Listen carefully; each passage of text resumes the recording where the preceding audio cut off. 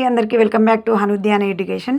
ఈ వీడియోలో అయితే మనం ప్రాచీన ఆధునిక కవులు, రచయితలు, విశేషాలు, కావ్యాలు, తర్వాత రచనలు, బిరుదులు, పురస్కారాలు, రచనా శైలి, పాత్రలు, ఇతివృత్తాలు, నేపథ్యం గురించి అయితే నేర్చుకుందాం. సో ముందుగా ఇందులో అయితే ప్రాచీన ఆధునిక కవులు.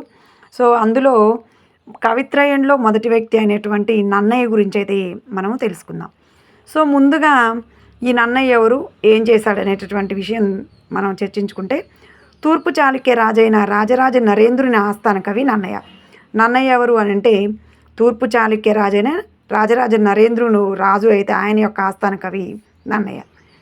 11వ శతాబ్దంలో నెలకొన్న పరిస్థితుల నేపథ్యంలో రాజరాజ నరేంద్రుని అభ్యర్థనపై సనాతన ప్రాచీన ధర్మ పునరుద్ధరణ. సో 11వ శతాబ్దంలో పరిస్థితులు అంతగా బాలేవు. అప్పుడున్నటువంటి పరిస్థితుల నేపథ్యంలో, అప్పుడు నెలకొన్న పరిస్థితుల నేపథ్యంలో ఎలాగైనా సరే సనాతన ప్రాచీన ధర్మాన్ని పునరుద్ధరించాలి. సో కోల్పోయినటువంటి ధర్మాన్ని మనం, అప్పుడున్నటువంటి ధర్మాన్ని కోల్పోయి ఇప్పుడు ప్రజలు వేరే విధానాలను అవలంబిస్తున్నారు కాబట్టి మనం ఎలాగైనా సనాతన ధర్మాన్ని పునరుద్ధరించాలి అని చెప్పేసి రాజరాజ నరేంద్రుడు నన్నయ్యను కోరడం జరిగింది. సో భారతీయ సంస్కృతి సముద్దీపనములకై సంస్కృతంలో వ్యాస మహర్షి ప్రణీతమైన మహాభారతాన్ని నన్నయ్య తెలుగులో అనువదించడానికి పూనుకున్నాడు. సో రాజరాజ నరేంద్రుని కోరిక మేరకు కోల్పోయినటువంటి సనాతన ప్రాచీన ధర్మాన్ని పునరుద్ధరించాలని నన్నయ్య ఏం చేశాడంటే, సంస్కృతంలో వ్యాస మహర్షి రచించినటువంటి మహాభారతాన్ని తెలుగులో అనువదించడానికి పూనుకున్నాడు. ఎవరి కోరిక మేరకు అంటే రాజరాజ నరేంద్రుడు. ఏ శతాబ్దానికి చెందినవాడు? 11వ శతాబ్దానికి చెందినవాడు. ఆ తర్వాత వ్యాస భారతంలో మొత్తం 18 పర్వాలు ఉన్నాయి. సో ఆ 18 పర్వాలలో ఆది పర్వం, సభాపర్వం, అరణ్య పర్వంలోనే చతుర్దశ్వాసంలో, సో మొత్తం 18 పర్వాలలో ఆది పర్వం, సభాపర్వం, అరణ్య పర్వంలోని చతుర్దశ్వాసంలో 142వ పద్యం వరకు, సో ఆయన ఏం చేశాడు, 142వ పద్యం వరకు తెలుగులోకి అనువదించడం జరిగింది. ఎవరు అనువదించారంటే నన్నయ్య. మళ్ళీ ఒకసారి చెప్తున్నాను, వ్యాస భారతంలోనే 18 పర్వాలలో మొత్తం 18 ఉన్నాయి. అందులో ఆది పర్వం, సభాపర్వం, అరణ్య పర్వంలోని చతుర్దశ్వాసంలో 142వ పద్యం వరకు తెలుగులోకి అనువదించాడు నన్నయ్య. ఆ తర్వాత నన్నయ్యకు భారత రచనలో సహాధ్యాయి, వాజ్మయ దురంధరుడు, అష్టభాషా విశరదుడు, నారాయణ భట్టు అర్జునుడికి కృష్ణుని వలె సహాయపడినాడు. మరి ఈ భారత అనువాదంలో నన్నయ్యకి ఎవరు సహాయ సహకారాలు అందించారంటే, అతని యొక్క సహాధ్యాయి అంటే అతనితో పాటు ఆస్థానంలో ఉన్నటువంటి వ్యక్తి వాజ్మయ దురంధరుడు, అంటే ఈ కవితలకు సంబంధించిన రచనలకు సంబంధించినటువంటి గొప్ప వ్యక్తి. సో అష్టభాషా విశరదుడు, 8 భాషలకి సంబంధించినటువంటి విశరదుడు నారాయణ భట్టు. ఆయన పేరేం పేరు? నారాయణ భట్టు. సో నన్నయ్య యొక్క సాధ్యాయి ఎవరు, భారత అనువాదంలో హెల్ప్ చేసిన వారు ఎవరు అంటే నారాయణ భట్టు. ఈయన ఎలా మరి అని అంటే, అర్జునుడికి కృష్ణుడు ఎలా సహాయం చేశాడో ఇక్కడ నారాయణ భట్టు కూడా నన్నయ్యకి అలా సహాయం చేశాడు. ఆ తర్వాత నన్నయ్య భారతమే తెలుగులో తొలి కావ్యంగా గుర్తించబడింది. అప్పటి వరకు తెలుగులో కావ్యాలు ఏవీ లేవు. నన్నయ్య రచించినటువంటి, అది కూడా సంస్కృతంలో వ్యాసుడు రచించినటువంటి మహాభారతాన్ని తెలుగులో అనువదించడం జరిగింది. సో అదే తెలుగులో తొలి కావ్యంగా గుర్తించబడింది. మరి అందుకనే మనం నన్నయ్యని ఏమన్నాము, అందువలన నన్నయ్యని మనం ఆదికవిగా పిలుచుకుంటున్నాము. సో మనం ఆదికవిగా ఎవరిని పిలుచుకుంటాము అంటే నన్నయ్య. అయితే ఈ ఆదికవి అనే పదాన్ని మనం ఏంటంటే ఏదో బ్లైండ్గా చదవడం కాకుండా కొంచెం లాజిక్గా గుర్తుపెట్టుకుందాం. ఆది అంటే మొదలు అని, కవి అంటే ఇక రచనలు చేసేవాళ్ళని కవి అంటాం కదా. సో ఆదికవి అనగానే నన్నయ్య, తిక్కన, ఎర్రన అని డైలమాలో పడకుండా ఆది అంటే మొదలు. సో ఆది అని అంటే మొదలు కాబట్టి మొట్టమొదటగా తెలుగులో మహాభారతాన్ని అనువదించాడు కాబట్టి ఆయనకు ఆదికవిగా గుర్తింపు లభించింది. కాబట్టి మనం ఆది అనగానే మొదలు, ఆదికవి అనగానే నన్నయ్య. సో నన్నయ్యని మనం ఆదికవిగా పిలుచుకుంటున్నాము అని చెప్పేసి గుర్తుపెట్టుకోండి. సో అప్పుడు మనకి ఈజీగా ఉంటుందన్నమాట. అప్పటి వరకు గాసట బీసటగా ఉన్న తెలుగు భాషను సంస్కరించి మార్గ కవిత రీతికి తోడు దేశీ కవితా మార్గాన్ని అనుసరించడం వలన నన్నయ్యకు వాగను శాసనుడు అనే బిరుదు వచ్చింది. అప్పటి వరకు తెలుగు ఎలా ఉందట, గాసట బీసటగా ఉందట. సో గాసట బీసటగా ఉన్న తెలుగు భాషను సంస్కరించిండు అంటే ఆ భాషలో ఎన్నో మార్పులు చేర్పులు చేసి దాన్ని సంస్కరించి దానికి ఒక రూపురేఖలను తీసుకొచ్చినటువంటి వ్యక్తి నన్నయ్య. సో అప్పటి వరకు గాసట బీసటగా ఉన్న తెలుగును సంస్కరించింది ఎవరు అని అంటే, మనం మళ్ళీ ఎవరు తిక్కన, ఎర్రన, లేకపోతే విశ్వనాథ సత్యనారాయణ ఇలా మనం కన్ఫ్యూజ్లో కాకుండా వాగను శాసనుడు లేదా నన్నయ్య లేదా గాసడ బిసడగా ఉన్న తెలుగును సంస్కరించింది ఎవరంటే నన్నయ్య గుర్తుపెట్టుకోవాలి. తర్వాత వాగన్ శేషడన్న నన్నయ్యగానే గుర్తుపెట్టుకోవాలి. సో ఆదికవి అన్నా కూడా మనము నన్నయ్యగానే గుర్తుపెట్టుకోవాల్సి ఉంటుంది. ఇక్కడ వాజ్మయ దురంధరుడు అష్టభాష విశారదుడు ఎవరు అని అంటే నారాయణ భట్టు. ఈయన నన్నయ్యకు ఫ్రెండు అని చెప్పి గుర్తుపెట్టుకోవాలి. గాసట బీసటగా అంటే పిచ్చి పిచ్చిగా ఉంది. సో అంటే ఒక ప్రణాళికాబద్ధంగా లేనటువంటి భాషను సంస్కరించిండు ఎవరు నన్నయ్య. ఆ తర్వాత భారతీయ విజ్ఞాన సర్వస్వంగా పంచమ వేదంగా ప్రశస్తి పొందిన భారత అనువాదానికి నన్నయ్య విశిష్టమైన ప్రణాళికను ఏర్పరచుకున్నాడు. మరి భారతాన్ని తెలుగులోకి అనువదించడం అంటే మామూలు మాటలా కాదు కదా. సో ఎక్కడ కూడా తప్పులు జరగకూడదు. మరి తప్పులు జరగకుండా ఉండాలంటే ఒక ప్రణాళికని ఏర్పరచుకోవాలి. సో అందుకని ఇక్కడ భారతీయ విజ్ఞాన సర్వస్వంగా దేని చెప్పుకుంటున్నామంటే మనము మహాభారతాన్ని. సో పంచమ వేదంగా కూడా భారతాన్ని మనం చెప్పుకుంటూ ఉన్నాం. కాబట్టి మరి దాన్ని తెలుగులోకి అనువదించాలంటే ఒక ప్రణాళికని, అది కూడా విశిష్టమైన ప్రణాళికను ఏర్పరచుకున్నాడు నన్నయ్య. సో మూల కథకి భంగం కలగకుండా ఔచిత్యవంతమైన మార్పులతో స్వతంత్ర రచన సంవిధాన పద్ధతుల్లో అనువాదం చేశాడు. సో మూల కథ ఏదైతే ఉందో, మూల కథ అంటే సంస్కృతంలో రాసినటువంటి మహాభారతం. సో ఆ భారతాన్ని మరి తెలుగులోకి అనువదించేటప్పుడు భంగం కలగొద్దు, ఎలాంటి తప్పులు జరగకూడదు, ఔచిత్యమైన మార్పులతో అంటే అవసరమైన మేరకి మార్పుల్ని చేస్తూ స్వతంత్ర రచనా సంవిధాన పద్ధతుల్లో అనువాదం చేశాడు. ఆయన యొక్క రచనా శైలిని కోల్పోకుండా అందులో తర్వాత దాని యొక్క మూల కథకు కూడా ఎలాంటి హాని కానీ నష్టం కానీ తప్పులు కానీ జరగకుండా ఒక చక్కని పద్ధతితో ప్రణాళికను వేసుకొని అనువాదం చేశాడు నన్నయ్య. తర్వాత మహాభారత బద్ధ నిరూపితార్థం ఏర్పడినట్లుగా విశ్వజన శ్రేయస్సందాయకంగా ఉత్తమ కావ్య నిర్మాణ రీతిలో నన్నయ్య యొక్క అనువాదం అనేది సాగింది. సో మహాభారత బద్ధ నిరూపితార్థం ఏర్పడినట్లుగా మహాభారతాన్ని ఇక ఇందులో తెలుగులో అనువదించేటప్పుడు మహాభారతానికి బద్ధుడై నిరూపించాడనమాట. సో ఇది చాలా మనకంటే ఏమంటారు, ఈ వర్డ్స్ కొంచెం రేర్గా ఎక్స్ప్లెయిన్ చేయడానికి కూడా అంతగా రావు, నాకు కూడా అర్థమవుతుంది కానీ చెప్పడానికి రావట్లేదు. సో మహాభారతానికి బద్ధుడై నిరూపించాడనమాట. సో ఇది మహాభారతం ఆయన సంస్కృతంలో ఉన్న దానిని తెలుగులో అనువదించి తప్పులు లేకుండా దానికి ఒక మంచి విలువను, తర్వాత దానికి మంచి రచనను ఈయన తన యొక్క కవితా శైలిని కోల్పోకుండా స్వతంత్ర రచనతో విశ్వజన శ్రేయస్సందాయకంగా విశ్వజనులంతా కూడా మెచ్చే విధంగా ఉత్తమ కావ్య నిర్మాణ రీతిలో నన్నయ్య అనువాదం చేయడం జరిగింది. సో ఉత్తమ కావ్య నిర్మాణ రీతిలో కావ్యాన్ని రచించేటప్పుడు ఉత్తమంగా ఉండాలి.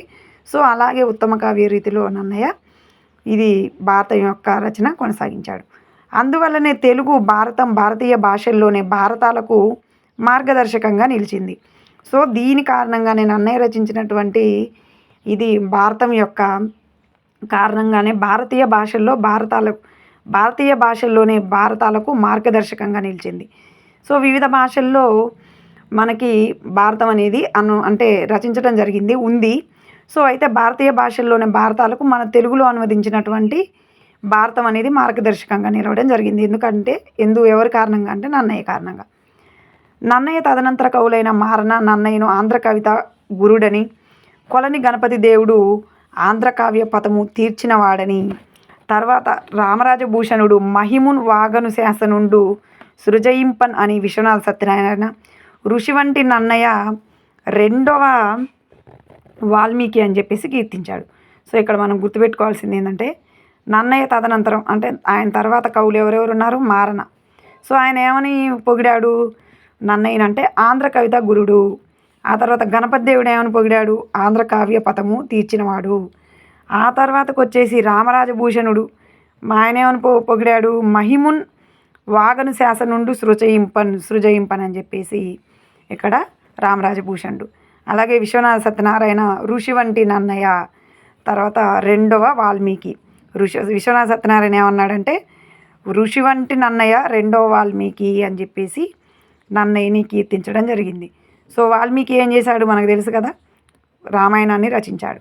సో నన్నయ్య చాముండికా విలాసము, ఇంద్ర విజయము, లక్షణసారము, రాఘవాభ్యుదయము అనే రచనలు చేశాడని తెలుస్తుంది. నన్నయ్య తెలుగులో భారతాన్ని అనువదించడమే కాకుండా ఇంకేం చేశాడంటే ఇక్కడ చాముండికా విలాసము, ఇంద్ర విజయము, లక్షణసారము, రాఘవాభ్యుదయం అనే రచనలు చేశాడని తెలుస్తుంది. కానీ ఇవి అలభ్యాలంటే ఇవి అందుబాటులో లేవు, అవి ఇంకా చరిత్ర పుటల్లో కలిసిపోయాయి, అవి అందుబాటులో లేవు, ఆ ప్రతులన్నీ కూడా నాశనం అయిపోయాయి అని చెప్పి మనం చెప్పుకోవచ్చు. అయితే మరి ఇది ఎట్లా గుర్తుపెట్టుకోవాలి అని అంటే, నన్నయ్య చాముండికని వివాహం చేసుకొని విలాసము కదా, సో నన్నయ్య చాముండికని వివాహం చేసుకొని ఇంద్ర విజయంతో లక్షణంగా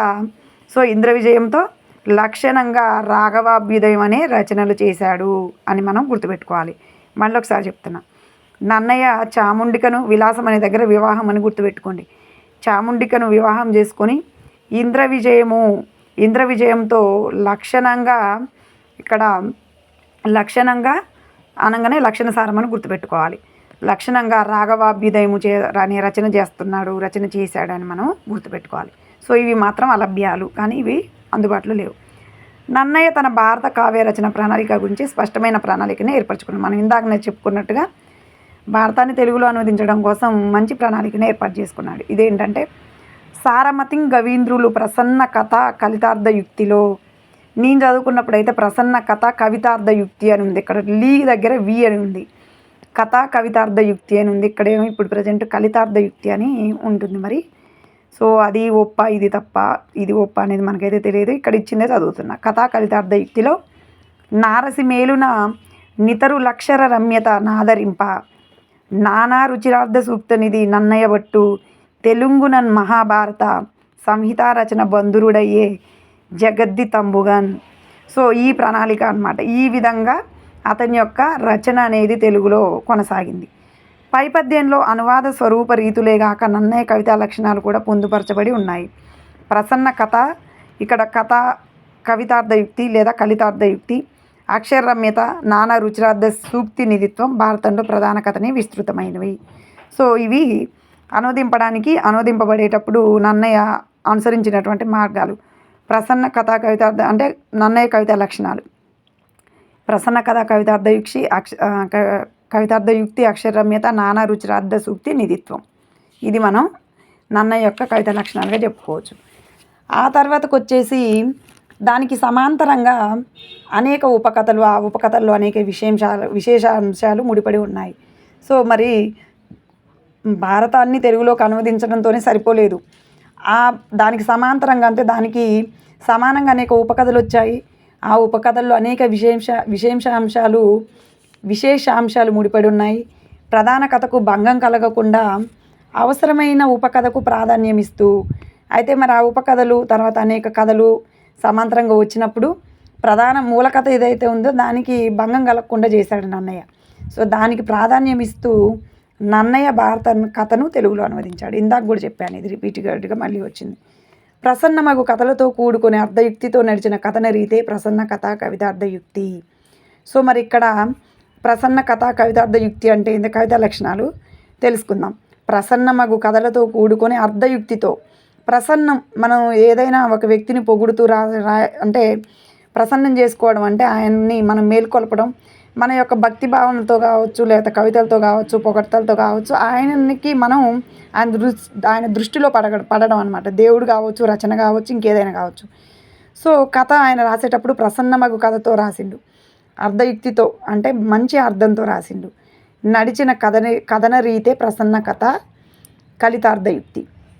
మరి ఇక్కడ అంటే మంచి అర్థం అలాగే ప్రసన్నమగు కథ, వీటన్నిటితో కూడిన నడిచినటువంటి కథన రీతే ప్రసన్న కథ కలితార్థయుక్తి. ఇందులో ప్రసన్నం అనగా ప్రసాద గుణము. మరి ఇందులో ప్రసన్నం అనగా అర్థం ఏమిటి అని అంటే ప్రసాద గుణం. ఆ తర్వాతకు వచ్చేసి సందర్భానుసార పదముల ప్రయోగమే అక్షరరమ్యత. సందర్భానుసారంగా సామెతలు కావచ్చు, లేకపోతే పదములు కావచ్చు, అక్షరములు కావచ్చు, వాక్యములు కావచ్చు. సో సందర్భానుసారంగా ఆ పదములను ఉపయోగించినప్పుడే ఆ యొక్క ఆ కవితకి మంచి అంటే లక్షణం ఏర్పడుతుంది, మంచి అనువాదం జరుగుతుంది, అలాగే అందరూ చదవటానికి వీలుగా ఉంటుంది. చదివిన వారంతా కూడా రాగంతో భావంతో సో చదువుతూ ఉంటారనమాట. దానికి మంచి అర్థం కూడా ఉంటుంది. అలా సందర్భానుసారంగా పదములు వాడాడు, దాన్నే మనం అక్షరరమ్యతగా చెప్పుకోవచ్చు. ఇప్పుడు నేను చెప్తున్నాను, సో నేను సందర్భానుసారంగా పర్యాయ పదాలు చెప్పినప్పుడు కొన్ని బండ గుర్తులు కానీ, లేకపోతే ఎక్స్ప్లెయిన్ చేసేటప్పుడు ఏదైనా కొంచెం దానికి సంబంధించినటువంటి ఉదాహరణ చెప్పుకుంటూ ఎలా చెప్తున్నాను, ఇక్కడ కూడా అంతే అనమాట. సో సందర్భానుసారంగా పదములను ప్రయోగించాడు, దాన్ని అక్షరరమ్యతగా చెప్పుకోవచ్చు. కథకు పాత్రలకు అనుగుణమైన సరళ పరుషాక్షరముల కూర్పు అక్షరమ్యత. మరి ఈ అక్షరమ్యత అంటే ఏంటంటే కథకు ఏదైతే కథ ఉందో భారతం, దానికి పాత్రలు ఉంటాయి కదా, ఆ కథలో భారతంలో ఉన్న పాత్రలకు అవసరమైనటువంటి అనుగుణమైనటువంటి సరళములు పరుషాక్షరములు. మనకు తెలుసు కదా, తెలుగులో ఛందస్సులో ఉంటాయి సరళములు పరిశములు. సో ఈ సరళములు పరుషాక్షరముల కూర్పునే మనం అక్షరమ్యతగా చెప్పుకోవచ్చు అనమాట. సో తర్వాతకి రసానుగుణమైన రమణీయ వర్ణనలతో అక్షరమ్యతను సాధించాడు నన్నయ్య. రసానుగుణమైన రమణీయ వర్ణన, సో దాన్ని అక్షరమ్యత సాధించడం అనమాట. మనం ఇందాక కవితా లక్షణాల్లో అక్షరమ్యత, నానా రుచిరార్థ సూక్తి, ప్రసన్న కథ, కవితార్థయుక్తి అని చెప్పుకున్నాం. అందులో మూడోది అనమాట. మనోహరమైన సూక్తులతో పలు అర్థాలను వెదజల్లే తాత్విక ధర్మ నీత్యోపదేశముల నిధి నానా రుచిరార్థ సూక్తి నిధి. సో ఇక్కడ అక్షరమ్యత వర్ణించాడు, ప్రసన్న కథ, కవితార్థయుక్తి వర్ణించాడు. మరి నానా రుచిరార్థ సూక్తి నిధి అంటే ఏమిటి అంటే మనోహరమైన సూక్తులతో పలు అర్థాలను వెదజల్లే తాత్విక ధర్మ నీత్యోపదేశముల నిధి నానా రుచిరార్థ సూక్తి. సో మనోహరమైన సూక్తులు, పలు అర్థాలు, ఒక పదానికి ఎక్కువ అర్థాలు వచ్చేటటువంటిది అనమాట. సో తాత్వికం అంటే మన భారతానికి సంబంధించినటువంటి తాత్వికత, ధర్మం, నీతి, సో వీటికి సంబంధించిందే నానా రుచిరార్థ నిధిత్వ సూక్తి నిధి. నానా రుచిరార్థ సూక్తి అంటే నానా అంటే అనేక, ఇక్కడ కూడా చూడండి పలు అర్థాలని చెప్పేసి ఆల్రెడీ చెప్పింది కదా. మనోహరమైన సూక్తులు, పలు అర్థాలు, తర్వాతకు వచ్చేసి తాత్విక ధర్మ నీత్యోపదేశములు, వీటినే నానా రుచిరార్థ సూక్తి. నానా అంటే అనేక, ఈ మూడు ఉన్నాయి కాబట్టి ఇందులో నానా అనేకం అని వచ్చినాయి. ఈ మూడు లక్షణాలతో నన్నయ్య భారత రచన ప్రవాహం తెలుగు సాహిత్యాన్ని సుసంపన్నం చేసింది. తదనంతర సాహిత్య వికాసానికి గొప్ప మార్గదర్శకంగా నన్నయ్య రచించినటువంటి తెలుగులో అనువదించబడినటువంటి భారతం నిలబడింది. అందుకే ఆయనను వాగను శాసనుడు, తర్వాత ఆదికవి అని చెప్పేసి మనం అనుకున్నాం. ఆయన యొక్క కవితా లక్షణాలు ప్రసన్న కథ, కవితార్థయుక్తి, తర్వాత అక్షరమ్యత, ఆ తర్వాతకు వచ్చేసి నానా రుచిరార్థ సూక్తి నిధి. ఈ మూడు కవితా లక్షణాలు. 11వ శతాబ్దానికి చెందినవాడు, రాజరాజ నరేంద్రుని ఆస్థాన కవి, అతని యొక్క ఫ్రెండు నన్నయ్య నారాయణ భట్టు. ఓకేనండి. సో ఈ వీడియో కనుక నచ్చితే లైక్ చేయండి. మరిన్ని వీడియోస్ కోసం అయితే ఛానల్ని సబ్స్క్రైబ్ చేసుకోండి. రేపు తిక్కన గురించి చెప్తాను.